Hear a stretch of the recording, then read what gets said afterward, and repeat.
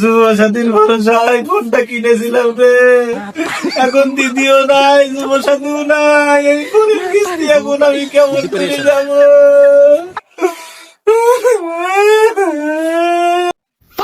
দাদা বাড়ি আছেন? এখন আমার কে চালাইতে চলে আসবে রে? কি হয়েছে? আরে দাদা আপনার ফোনের কিস্তিটা বাকি আছে, টাকাটা দিন।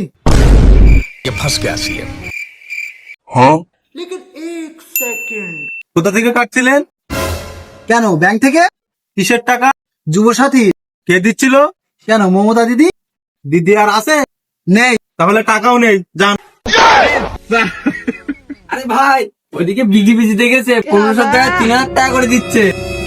দাদা তাহলে এবার বাড়িতে একটা এসি বসিয়ে দেবেন দাদা।